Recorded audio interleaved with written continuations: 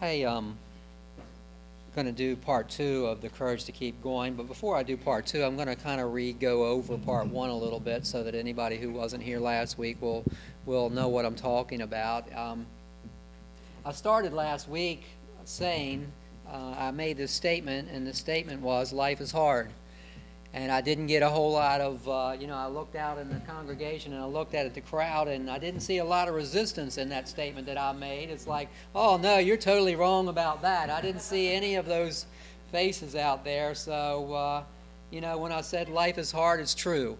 I mean, you can tell stories and I can tell stories, and the truth of the matter is things don't go the way we want them to go all the time. That's just life. The classic passage, of course, about life being hard is probably the book of Job, and you know the story. I've been talking about Job actually this is the third week now that I've been talking about Job, and as I said last week, he lost it all like that. I mean, his wealth, his health, his children, I mean, pretty much was all gone like that. I said in a 24-hour period, but when I read it back over, I realized that I had made a misstatement last week. He actually lost his wealth and he lost his family in one day, but he lost his health in another day. So anyway, it still was just like that. And we think that we've had a bad day. And yes, we've had bad days, most definitely so, but compared to the life of Job, I mean, I don't think anybody in here could probably say, well, yeah, I know Job had this, but listen to my story. I don't know if any of us can top that story about Job losing all of that in such a short period of time. Now, I believe the reason why the book of Job is in the Bible, I believe that all of the books in the Bible belong there, and I know that they all have a reason to be there. I believe the reason for Job, quite frankly, is not to talk about pain and suffering so much, but it's more about how to overcome adversity, how to handle adversity. Because if you read the whole book of Job, in the end, you'll read and see that how he handled it.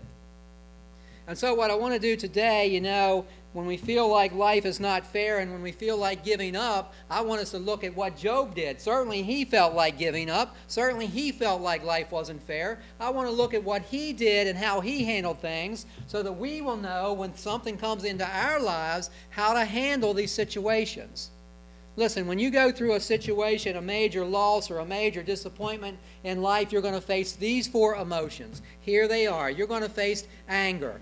You will experience anger. Anger is a normal emotion when you lose something. Why is this happening to me? That is a normal reaction that we have when we lose something. The next one would be grief. When we experience a loss, we deal with grief because we recognize what we have lost. When you go through a loss, you're going to feel grief. Most definitely so. You're going to feel shock. You probably say, I can't believe this is happening to me. We know that Job said that. I can't believe that this is happening to me. And the other one you're going to feel is fear. What's going to happen now? Now that I've lost this, or now that I don't have that anymore, what's going to happen to me now? When we have these four emotions, anger and grief and shock and fear, what do we do with them? That's a better question, I think. Not is there going to be times where we have them, but what do we do with them when we get them? Well, here's what we do with them when we have them. We do exactly what Job did, and that is we tell God about it. We tell God how we feel. And guess what? God can handle your emotions. God is the one that gave you emotions. God has emotions himself. Did you know he's an emotional God? He gets angry, he gets frustrated, he gets disheartened. Most definitely so. So it's okay to tell God how you feel, and I can assure you he can handle you telling him how you feel. When you've lost a job, when you've lost a loved one, when you've lost your home, when you get some bad news, you get a doctor's report, whatever it might be, it's okay to tell God, you know what, God, I'm angry about this situation. Job did. I'm angry about it. If you study the book of Job, you will see that Job starts out confused. And I would say that's probably one of our first thoughts. When something bad happens to us or something comes in our lives that we're not expecting, the first thing is probably confusion. Why did this happen to me? He goes from confusion to complaining. Probably the same thing we do. Not only why is this happening to me, we think, well, why is this happening to me? And then, of course, he ends up with accusing God. So he goes from confusion to complaining to accusing God. God, you're not very nice. I don't know if you've ever said that to God or not. I've said that to God more than one time. God, you're not very nice. And do you know what God did? When Job went about all this complaining, all this fussing, all this accusing of God, do you know what God did in that instance? He just simply sat back and listened to what Job had to say. I love that about God, that we can tell him whatever is on our mind, whatever we are feeling, and he just sits back and listens to us as we speak. You know, the right response to tragedy is not just to grin and bear it. I know some people will say, you know, suck it up, get over it. I don't think that's right at all. I don't think that's right at all. I think that's ridiculous. I don't think you're supposed to just praise the Lord that I've lost this, or praise the Lord I've lost that, or praise the Lord I've got cancer. I think that's silly. I think we should just tell God how we feel and be honest with God where we're at. You know, there are many godly people. When you read the Bible, you will read about all of these godly people in the Bible, and they're confessing and talking to God about how frustrated they are with life and about how difficult life is. You look at David, you look at Elijah, you look at Abraham, you look at, on and on and on, Job, and on about all of these people who are frustrated with the way their life is going, and they're telling God about it. So the first thing that we do is we tell God how we feel. Second, we accept help from others. That's what Job did. He accepted help from others. Listen, there are going to be times in your life, there are going to be times in my life where we are in so much pain that at that moment in time we might not even believe in God. And when we get to that point and that place in our lives, what we need to do is we need to have friends that say, that's okay. You know what? I'll believe God for you, and I'll have faith for you. And I'll pray for you. That's what we need. We need friends who will do that for us. I hope you have at least a couple of close friends who will say, you know what, I'm going to support you through this. Number 3, you need to stop asking why. This gets harder and harder, doesn't it? We need to stop asking why. You know, when you've had a loss, when you're going through a crisis, and when your prayers don't seem like they're being answered the way that we want them to be answered, we need to stop asking why. You know, this is something that we've got to learn to do. It's not something that we normally do. It's something that we need to learn to do, and Job learned to do it. Now, admittedly, it took him quite a while to learn how to do this, because for 37 chapters in the Bible, it doesn't say how long a period that is, but I know this, for 37 chapters, he complained and fussed and moaned and groaned, but he finally started getting to the point where he finally stopped asking why. He finally did. You know, why is a natural question, right? That's a natural. You look at a kid. When they're 2 years, 3 years, 4 years old, why this and why that and why this and why that? It's a normal thing for us to do. Here's the reason why I think we ask why when we go through a problem or a situation in our lives. I believe that, if we think that, if we can understand why this has happened to me, then somehow it'll make the pain easier. But here's the thing. It won't. It won't change the pain. It won't change how you feel about the pain. An explanation is not really what we want at that time. Really what we want and what we need at that time, quite frankly, is we don't need an explanation. We need comfort and we need support. And honestly, we need to be in a close relationship with God at that time, because that's where we're going to get the answers that we need. What we need is God. You know, the truth is there are some things in life that are just not going to be answered here on earth. You know that, right? They're just not going to be answered here on earth. You know, so what we need to do is we need to stop asking God, because all it does really, quite frankly, all it really does is prolong the pain. Have you noticed that? If we keep on asking why over and over and over, we're just prolonging the pain of what we're going through. You know, one day we're going to see in heaven why this happened to me, or why this happened to you. And one day we're going to see it, and one day we're going to understand. One day we're going to say, now I know why. Now I know.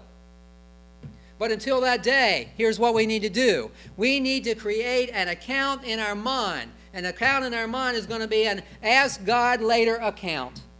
You need to do that. I need to do that in our lives. An ask God later account. And we need to place all of the questions that we don't have answers to right now. We need to place those things in that account, and we can say, you know what? One day I'm going to sit down with God face to face, and one day I'm going to have all these questions for Him that I want to know the answers to. Why? And if you get there and you meet with Him that day, you might want to ask it, you might not want to ask it. I don't know. But what I do know is it takes the responsibility of dealing with those right now.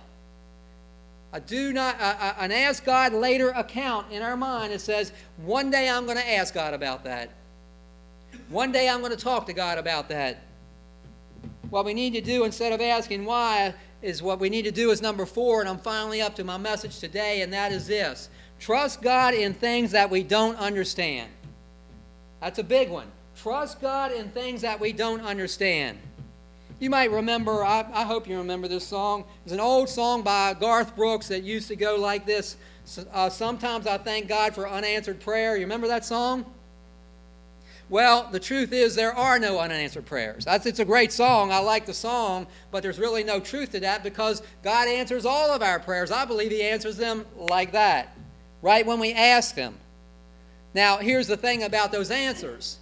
Sometimes He answers yes. We love those, right? Especially when it's like instant. We love those answers that, God, not only does He answer it, but He works on it right away, and He goes on that one right away. We like the yes answers. He also sometimes answers no. We don't like those too much, but we know that He does that sometimes, and sometimes He will answers not yet. Here's what I think God answers sometimes. Sometimes I think He says something like this: "You got to be kidding me, right?" You don't think so? I guarantee you some of the prayers that you have asked God for, it has put a smile on His face, and He goes, "You got to be kidding me. You want what?" Sometimes I think God answers prayers with, "You be the answer." Absolutely. Sometimes He says, "You know what? You talk about you need more money. Well, here's the thing. Go get a job. Go get a job." Or how about, somebody says, well, I want to get married again. Well, go out and meet somebody. God's not going to drop a woman down for you out of heaven. It might squash you. Right? Sometimes He says, you be the answer. There are lots and lots of different ways that God answers prayer. I think we should be aware of that so that when He answers it some way, we know it's been answered. For 37 chapters, Job is asking the why questions. 37 chapters. Why is this happening to me? Why have you allowed this in my life? Why haven't you answered the prayers the way I want you to answer them? Why? Until finally God says to Job, well, hold on a minute, Job. I've given you a chance. You have spoke now for 37 chapters, and you've said all you want to say, and you've asked all the questions probably 2, 3, 4, 5 times or more. Now, I got a few questions for you. I want you to answer a couple questions for me. And here's one of them. Where were you when I made the universe, Job? Whoa. Think about that. Or, can you explain the law of gravity?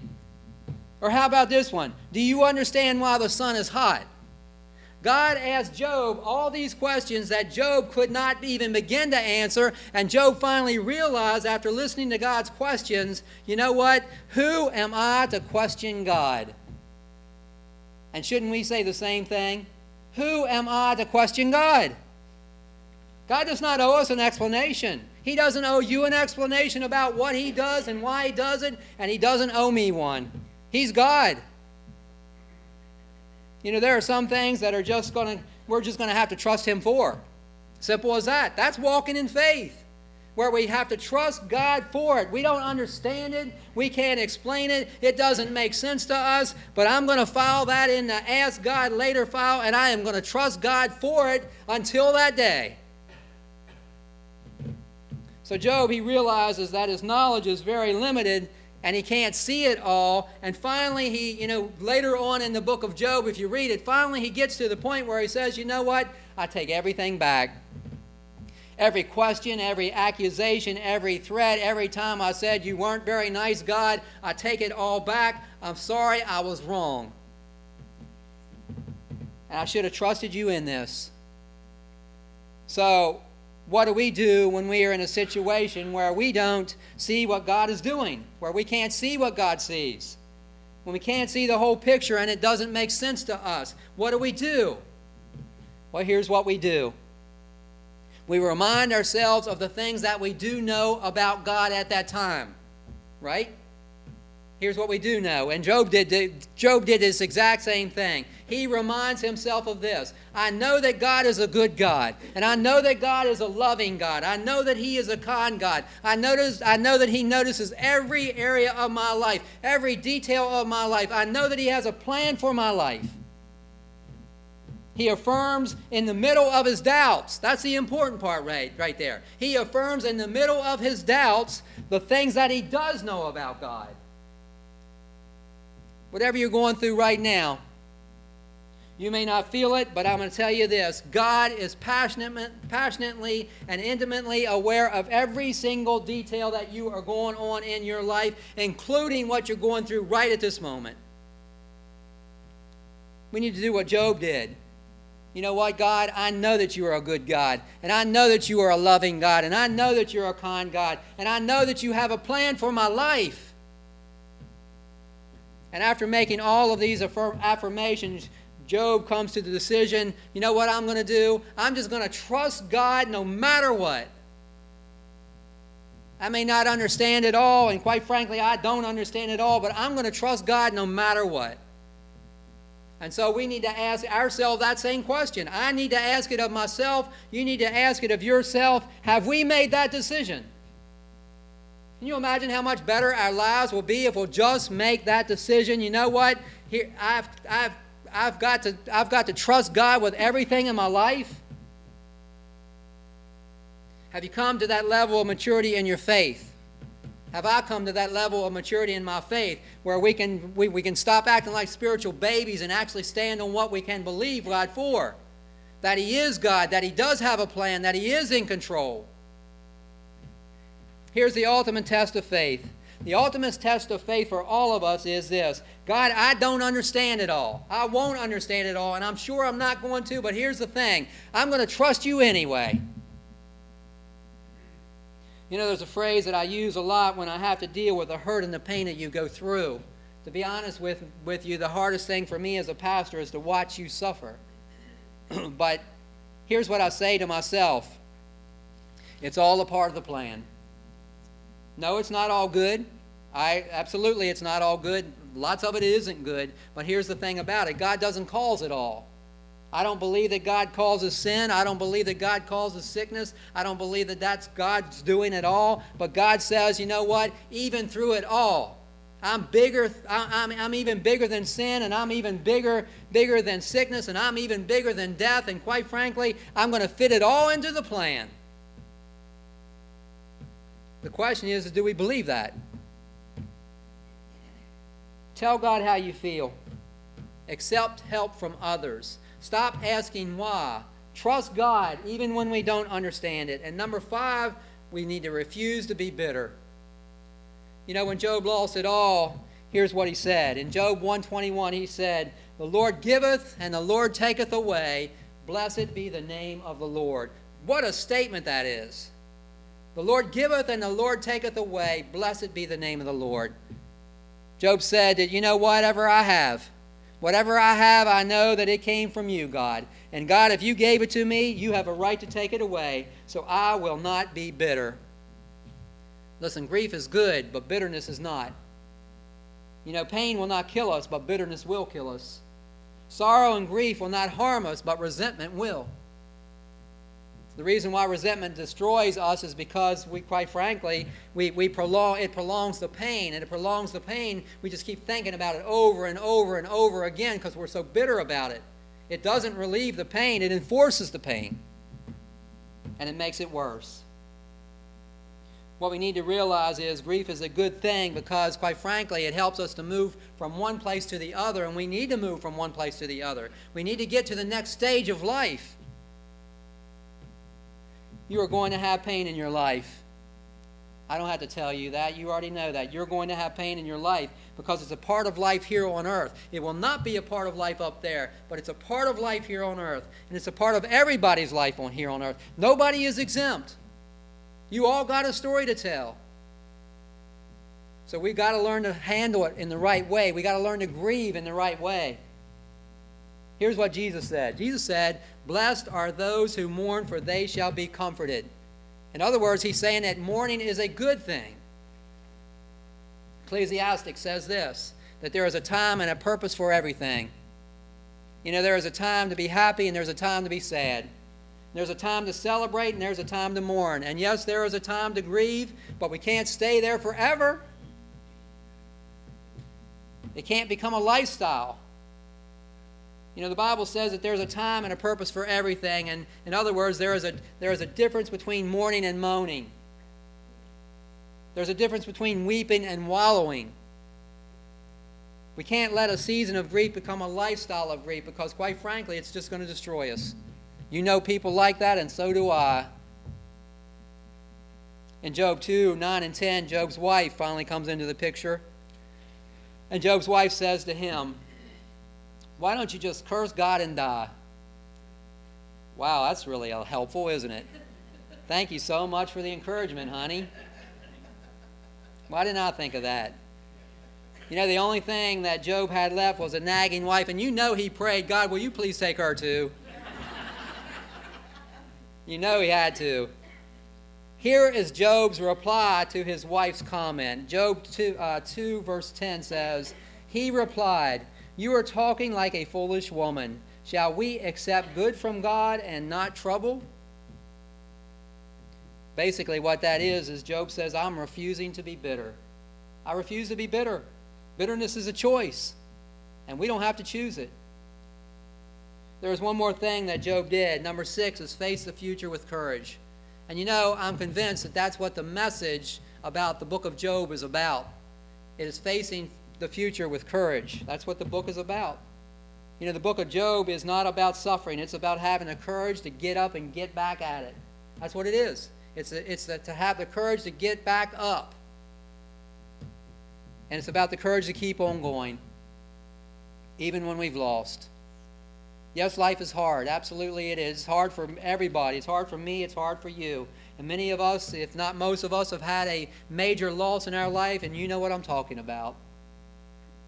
You put everything into that business, into that relationship, into that dream, into the whatever it might be, and it collapsed all around you, and it's not coming back. That chapter of your life is over. But here's what I want to say. It's not the final chapter. It's not the final chapter. As I've heard today from the other preacher that was up here today, we win in the end. We win in the end. You know what? Here's the thing. You're still alive, and I'm still alive. And so that means that the final chapter of our lives has not been written yet. And the question becomes is how do we want the chapter to be written? We got a lot of say in that, how that chapter is going to be written. The final chapter in your life and mine has not been written yet, but it will be written, and we determine how it's going to be written. So I have to ask you, what would happen if you did the 6 things that Job did? He taught us a lot. Job really, he taught us a lot.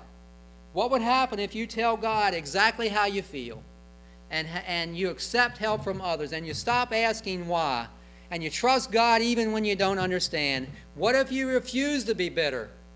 And what if you face your future with courage? What would happen to you?